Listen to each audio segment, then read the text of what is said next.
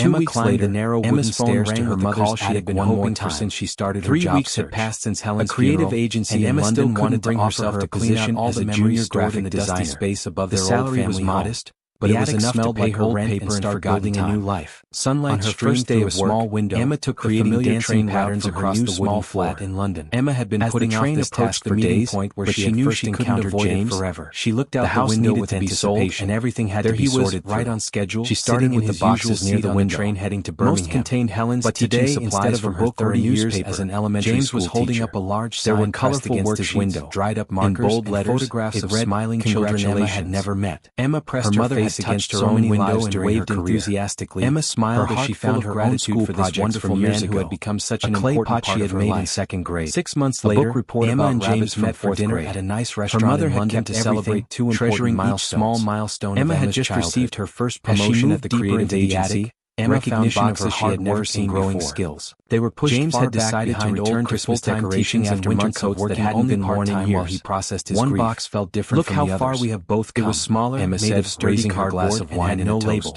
Emma pulled the box into the light and opened it carefully. We found each other. She found something that made her heart stop beating against hers. Letters, 2 strangers on different trains, dozens of letters, but somehow we managed to reach through the glass and touch each other's hearts. The envelopes were addressed to her mother into handwriting Emma didn't recognize, built on a foundation of mutual support and looked at the return address. They spoke on the phone several times a week. David met for dinner once a month, her father's name, and still waved to each other from their respective trains. Her father had died when Emma was 3 years old. Emma had learned that hope she had visited his grave every year on his birthday. That human connection had the power to heal even the date on the letter. It was from James had discovered that reaching out to help another person was supposed to be step in healing his own trembling fingers. She opened the envelope and began to read. The most important letter was written in neat handwriting, and every word felt like a punch to Emma's chest. All it takes is one person willing to reach out and say, through words apologizing for leaving you are not alone in this world. He wasn't dead at all. The end. He had walked away from their family when Emma was just 3 years old. Emma read the letter 3 times before she could understand what she was seeing.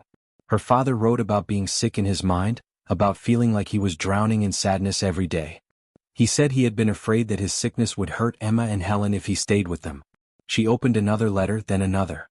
In each one her father asked about Emma. He wanted to know about her first day of school, her birthday parties, her friends. He sent money when he could, asking Helen to use it for Emma's needs. He begged Helen to forgive him for leaving, but he never asked to come back. Emma felt like the world was spinning around her. Everything she had believed about her life was wrong. Her father hadn't died in a car accident. He had chosen to leave them. And her mother had lied to her about it for 22 years. She read letter after letter as the afternoon sun moved across the attic floor. Her father had moved to different towns over the years, always working with his hands, always thinking about the family he had left behind. In one letter he wrote about seeing a little girl with blonde hair like Emma's and crying because he would never watch his own daughter grow up. The last letter in the box was dated only 2 years ago. Her father was living in a place called Millbrook, working as a carpenter. He was still sending money, still asking about Emma, still hoping that someday Helen might forgive him enough to write back. Emma realized that her mother had never written back. Not once in all those years. Helen had kept every letter her father sent, but she had never answered them. She had kept the secret of his survival locked away, protecting Emma from the truth that her father had abandoned them. As the sun began to set, Emma sat on the attic floor surrounded by the letters. She felt angry and confused and sad all at the same time. She was angry at her father for leaving. She was angry at her mother for lying. But she was also curious about the man who had written these letters, the man who had loved her from far away for so many years. Emma looked at the return address on the last letter one more time. Millbrook was only 300 miles away. Her father might still be there, still working as a carpenter, still thinking about the daughter he had left behind. For the first time since her mother's funeral, Emma felt something other than sadness. She felt determined. Tomorrow she would drive to Millbrook. Tomorrow she would find the father who had been dead to her for 22 years but alive in a small mountain town. Tomorrow she would finally learn the truth about why he left and whether he ever regretted walking away from the little girl who had spent her whole life missing him. Emma called her boss at the library on Monday morning and asked for a week off. She had never taken time off without planning it months ahead, but nothing about her life felt normal anymore. Her boss, Mrs. Peterson, could hear the stress in Emma's voice and agreed without asking too many questions. Emma packed a small bag with clothes for several days. She wasn't sure how long she would need to stay in Millbrook or what she would find there.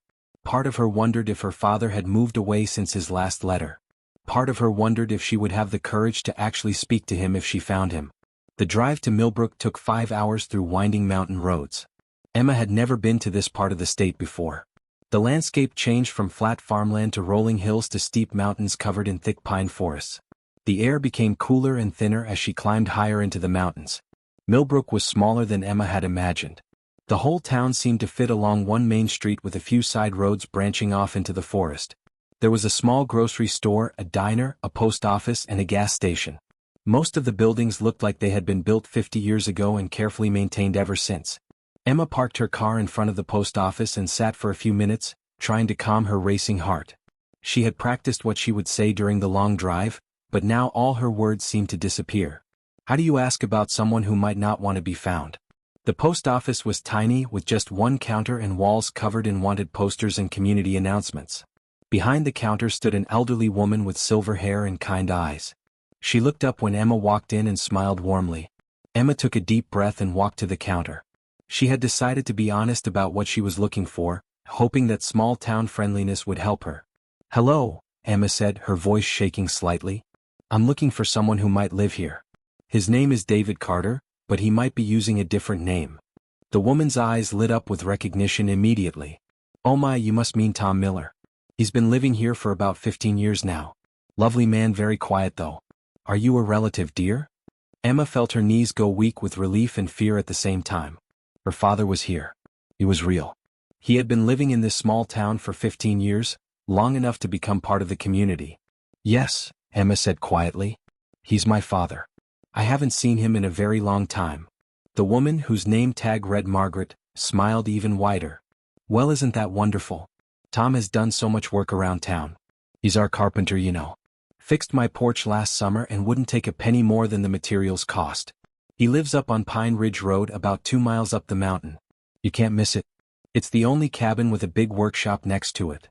Emma thanked Margaret and walked back to her car on shaking legs. Her father was a carpenter. He had a workshop. He had been living quietly in this mountain town for 15 years, fixing porches and helping his neighbors. It was so different from the life he had lived with her and her mother in the city. The drive up Pine Ridge Road felt like the longest 2 miles of Emma's life. The road wound back and forth through tall pine trees, climbing steadily higher into the mountains. Finally, she saw a mailbox with the name Miller painted on it in simple black letters. The cabin was small but well maintained, with a neat garden full of vegetables and flowers. Next to it stood a workshop that was larger than the cabin itself. Through the windows, Emma could see woodworking tools hanging on the walls and pieces of furniture in various stages of completion. Emma parked her car at the end of the driveway and turned off the engine. Through the workshop window, she could see a man working at a large wooden table. He had graying hair and wore a flannel shirt with the sleeves rolled up. His movements were careful and practiced as he worked with a piece of sandpaper on what looked like a chair leg. This was her father. The man who had left her 22 years ago was right there, just 50 feet away, completely unaware that his daughter had found him. Emma sat in her car for over an hour watching him work. Sometimes he would stop and examine his work closely, running his fingers along the smooth wood. Sometimes he would step back and look at the whole piece, considering what to do next. He worked with the patience of someone who had found peace in creating beautiful things with his hands. Finally, as the afternoon sun began to cast long shadows through the pine trees, Emma forced herself to get out of the car. Her legs felt weak and her heart was beating so fast she thought it might burst. She walked slowly up the path to the workshop, trying to prepare herself for a moment she had never imagined would happen. She knocked on the workshop door 3 times, softly but clearly. The man inside looked up from his work. When he saw Emma's face through the window, the piece of wood he was holding fell from his hands and clattered to the floor. For a moment they just stared at each other through the glass. Emma called her boss at the library on Monday morning, his hands trembling as much as Emma's were. She had never taken time off without planning it months ahead, but they just looked at each other, trying to understand that this moment was really happening. Mrs. Peterson, Emma could hear the stress in Emma's voice. His voice sounded like asking too many questions. "You look just like your mother did when she was your age." Clothes for several days. Emma didn't know what to say. She wasn't sure how long she had imagined this moment 1,000 times during the drive to Millbrook. Part of her wondered if her father had moved away since his last letter disappeared. Part of her wondered if she would have the courage to actually speak to him if she found so long. The drive to Millbrook took 5 hours through winding mountain roads. Stepping back from the doorway. Emma had never been to this part of the state before. strange for you. The landscape changed from flat farmland to rolling hills to steep mountains covered in thick pine forests. The inside was small and neat, with handmade furniture that David had clearly climbed higher into the mountains. The walls were lined with books smaller than Emma had imagined. Could see books about the whole town seemed to fit along one main street with a few side roads branching off into the forest. What caught Emma's attention most was a small grocery store, a diner, a post office, and a gas station. In a simple wooden frame that David had probably made 50 years ago and carefully maintained ever since. Her graduation cap and gown. Emma parked her car in front of the post office as she held her college diploma. Emma stared at the photograph, feeling confused and angry at the same time. During the long drive. How do you have that picture? Now all her words seemed to disappear. David looked embarrassed. How do you ask about your mother's neighbor, Mrs. Rodriguez? Sent it to me. The post office was tiny, about with just one counter and walls covered in wanted the truth years ago. Community announced Mrs. Rodriguez. Behind the counter stood an elderly woman with silver hair and kind eyes. Emma remembered Mrs. Rodriguez. She looked up when Emma walked in, the kind older woman who had lived next door for as long as Emma took a deep breath and walked to the counter. She had always decided to be honest about what she was looking for, her cookies and hoping that small town friendliness would help her. Now Emma understood why. Hello, David Emma sat down in an old leather armchair that looked like it had been for someone who might live many years. His name is David Carter, standing, but he might be using it too comfortable in this strange place. The woman's eyes lit up with recognition immediately. I never stopped thinking about you. You must mean Tom Miller. Said. He's been living here for about 15 years now. Every single day for 22 years, I wondered what you were doing, if you were happy, if you were healthy. Emma felt her knees go weak. I wondered if you looked like me or your mother, if you liked to read like Helen did, if you had friends who made you laugh. He had been living in this small town. Emma felt anger building in her chest long enough to become part of the community. If you thought about me every day, if you loved me so much, then why did you leave? He's my father. Why did you let me grow up? I haven't seen him in a very long time. Do you know how many nights I cried because I wanted my daddy? Smiled even wider. The words came out louder than Emma had planned. And she could hear the pain of that 3-year-old girl in her own voice. He's our carpenter, you know. David's face crumpled like he had been hit and wouldn't take a penny more than the materials in his eyes. He lives up on Pine Ridge Road about 2 miles up the mountain. I was very sick, Emma. It's the only cabin with a big workshop next to it. I had something called depression, and it was like living with a black cloud over my head every single day. Her father was a carpenter. He told Emma about how the depression had been living quietly in this mountain town for 15 years, sad for no reason, fixing porches and helping his neighbors. Some days he couldn't get out of life he had lived with her and her mother in the city. Some days he felt like the world would be better with the longest 2 miles of Emma's life. I would look at you and your mother, and I could see how my sadness was affecting you both. Climbing steadily higher into the mountains. Your mother was always worried about me, always trying to help me feel better. Finally, she saw a mailbox with the name Miller painted on it because she was taking care of me all the time. The cabin was small but well maintained, with a window looking out at the pine tree flowers. The night I left, I stood over your crib for an hour watching the cabin itself. You were so perfect, so innocent. Emma could see woodworking tools hanging on the walls and pieces of furniture in various stages of completion. Smile when you took your first steps. Emma parked her car at the end of the driveway and turned off the engine. And part of her began to understand the pain. She could see a man working at a large wooden table. But another part of her, the part that had graying hair and wore a flannel shirt with the sleeves rolled up, was still angry. His movements were to get help and practiced as he worked with a piece of sandpaper. She told me once that she had tried to make her see a doctor. This was her father. Why didn't you listen to her? The man who had left her 22 years ago was right there, and Emma could see the regret written all over his face. Completely unaware that his daughter was too proud and too scared. Emma sat in her car for over an hour watching him work. I thought that admitting I was sick meant I was a failure as a husband and father. Running his fingers along the smooth wood. I thought leaving was the brave thing to do. Sometimes he would step back and look at the whole from my darkness, considering what to do next. Emma sat down on David's simple wooden couch. He worked with the patience of someone who had found peace in creating beautiful things with his hands. She said. Finally, as the afternoon sun began to cast long shadows through the pine trees, David nodded. Emma forced herself to get out of the car. For your school clothes, your college tuition, your car was beating so fast she thought it might burst. Helen never told you, did she? She walked slowly up the path to the workshop, another secret her mother had kept. For a moment she had never imagined would happen. Protected Emma from the complicated truth about 3 times, softly but clearly. As the sun set, the man inside looked up from his work. Grew dark around when he saw Emma's face through the window about his life, piece of wood he was holding fell from his hands and finally helped him understand his depression. For a moment, they just stared that helped him function each day. Emma found a small motel in Millbrook and decided to stay for 3 days. She called her boss again and explained that she needed a few more days off for a family emergency. Mrs. Peterson was understanding and told Emma to take all the time she needed. Each morning, Emma drove up Pine Ridge Road to David's cabin. They would spend hours talking, sometimes in his workshop while he worked on furniture, sometimes walking through his vegetable garden, sometimes just sitting on his small front porch looking out at the pine trees. On the first full day, David showed Emma around his property. His garden was full of tomatoes, beans, carrots, and herbs. Everything was planted in neat rows and carefully tended. Emma could see that her father had found peace in growing things and creating beauty with his hands. I got help eventually, David said as they walked between the rows of vegetables. It took me about 5 years after I left to finally see a therapist. I was living in a different town then, working construction and barely getting by. I was still so sad and angry all the time. He told Emma about Dr. Martinez, the therapist who had helped him understand his depression and learn ways to manage it. He talked about the medications that helped balance the chemicals in his brain, and the support group where he met other men who struggled with the same darkness he had carried for so long. But by the time I started feeling better, by the time I could get out of bed every morning and actually enjoy things like sunlight and good food, I thought it was too late to come back into your life, David said. You were already 10 years old. You had a life without me. I thought showing up would just confuse you and hurt you more. Emma listened to her father talk about his healing, and she felt both glad that he had gotten help and angry that it had taken him so long. She wondered how different their lives might have been if he had gotten help when she was still small enough to barely remember the sadness. Emma told David about her own life, about growing up with Helen as a single mother. She described how Helen had worked 2 jobs to pay for their little house, how she had never complained but always looked tired. She told him about the bedtime stories Helen used to tell about brave princesses who didn't need anyone to rescue them. I always felt like something was missing, Emma said as they sat on the porch watching the afternoon light filter through the trees.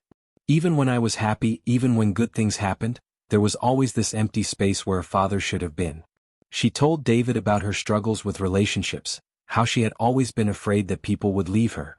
She talked about her ex-husband James, who had been kind and patient but could never understand why Emma always seemed to be waiting for him to disappear. I married James when I was 23, Emma said. He was a good man and he loved me. But I couldn't trust him completely. Every time he was late coming home from work, every time he went out with friends, every time we had an argument, I was sure he was going to leave me just like you did. David's face showed so much pain when Emma said this that she almost felt sorry for hurting him. But she needed him to understand what his leaving had done to her life. We divorced last year, Emma continued. James said he felt like he was married to a ghost, like I was always thinking about someone who wasn't there. He was right. I was always thinking about you, always angry at you, always missing you, even though I thought you were dead. David put his head in his hands. I'm so sorry, Emma. I thought leaving would protect you from my problems, but I just gave you different problems instead. I never wanted my sickness to hurt you, but it did anyway. On the second day, Emma made a decision that surprised both of them. She asked David if he would come back to their hometown with her to visit Helen's grave. David hadn't been back there in over 20 years, and Emma could see that the idea scared him. The drive back to Emma's hometown took 5 hours, and they barely spoke during the trip. David stared out the window at the changing landscape, and Emma could see that he was remembering the life he had left behind. The cemetery where Helen was buried was small and peaceful, with old oak trees providing shade over the headstones. Emma led David to her mother's grave, which had a simple granite marker with Helen's name and the words, "Beloved Mother and Teacher." David knelt down beside the grave and began to cry. These were the first tears Emma had seen him shed since she had found him. His whole body shook with the weight of 22 years of grief and regret. I'm sorry, my love, David whispered to the headstone. I'm so sorry I wasn't strong enough to stay and fight for our family. I'm sorry I made you carry the burden of raising Emma alone. I'm sorry I made you lie to protect her from my weakness. Emma stood behind her father and watched him grieve for the woman who had loved them both, the woman who had kept all his secrets and carried all his guilt. She felt something changing inside her chest. The anger was still there, but it was softer now, mixed with understanding and a strange kind of love for this broken man who was her father. Emma 6 months after Emma first found David in his to stay mountain for cabin, 3 days. She was back in she called her Millbrook for boss the weekend again and explained but that this she time, needed a few more everything days felt off for a different. family emergency. She wasn't a stranger looking Mrs. for Peterson answers was anymore. understanding and She told was a Emma daughter to take spending all the time time with she her needed. father. Each Emma morning, sat on a Emma wooden drove stool up in Pine David's Ridge Road workshop, to David's carefully cabin. sanding a They would piece of spend pine hours wood. talking. David Sometimes had in his taught her to workshop move while the he worked on sandpaper in furniture, long, smooth sometimes strokes, walking through his always vegetable going with garden, the grain of the sometimes wood, just never sitting on against his it. small front Her porch hands were looking out getting at the better pine at the trees. work. Though On they the still first full weren't as day, steady and David sure as showed David's Emma hands around his were. property. They were building His a garden bookshelf was full together. of tomatoes, It would be beans, Emma's carrots, first and piece herbs. of real furniture. Everything was Something planted she in could neat put in her rows and apartment carefully back home. tended. David Emma had could drawn see the that her plans father himself, had found peace in designing growing something things simple and creating but beautiful beauty that with would his hold hands. all of Emma's I favorite got help books. eventually. Remember David to said keep the as they pressure walked even between the rows David of vegetables, said, watching Emma it work took me on about one of the 5 shelf years boards. after I left to The finally wood will see a tell you if therapist. you're pushing too I was hard living or in not a hard different enough. town then, working Emma construction smiled and at the barely way her getting father by. talked about I wood was like it still was so alive, sad and like angry it all had the feelings time. and opinions. He told Emma She was about beginning Dr. to understand Martinez, what he the meant. therapist who The had wood helped did him seem to understand his respond differently depression depending and on learn how ways she to manage touched it. Their They talked about the relationship wasn't medications that perfect, helped and balance Emma the had chemicals learned in not his to brain, expect it to be. and the support group There were where he still met days other when men she who woke up struggled with the feeling same angry about darkness all he the had carried years for they had so long. lost. There were days when she remembered being 7 years old, I could get out of bed every morning and actually enjoy things like sunlight, and the anger would hit her like a wave. I thought it was too late to come back into your life. Sometimes his depression would creep back in like fog rolling over the mountains. You had a life without me. On those days, I thought showing up would just confuse you and hurt you more. And Emma could see the same sadness in his eyes that had driven him away from their family so many years ago. He had gotten help, but they had learned to talk about these difficult feelings instead of hiding them. She wondered how different their lives might have been if he had gotten help when she was still small enough to barely remember. Emma would call David when she felt angry or hurt about her own life, and they would work through it together instead of letting the feelings build up like pressure. She described how Helen had worked 2 jobs to pay for their little house. David said, how she had never complained to fit 2 pieces of wood together with perfect corners. She told him about the bedtime stories. I know I missed your first steps, your first words, your first day of school. Anyone to rescue I can't give you back any of those moments. I always felt like something was missing. But I can be here for the rest of your life on the porch watching the afternoon light. Emma looked at her father's hands as he guided her. Even when I was happy, they were weathered and scarred from years of working with wood and tools, where a father but they were gentle and patient as he taught her. She told David about her struggles with forgiveness and how she had always imagined it would be one big moment like in the movies. She talked about her ex-husband James, who had been kind and patient but could never understand why Emma always seemed to be waiting for him to disappear. It took time and patience and steady work. I married James when I was 23 every day until something rough and broken. He was a good man and he loved me.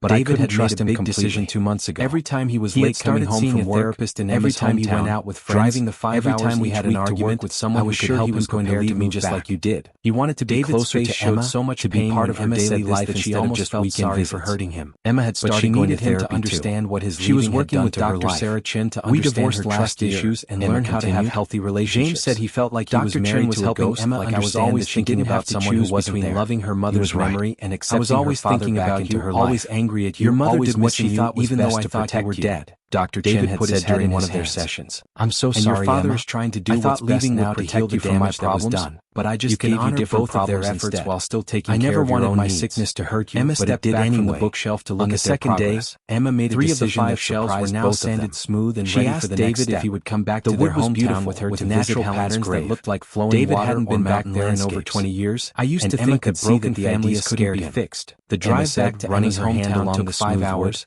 And they barely spoke once someone left. Once trust David was broken, stared out the window at the changing landscape. David sat down Emma could see that he was remembering the life they were creating together. The cemetery where Helen was buried was small and peaceful, he said quietly, with old oak trees providing shade over the headstones.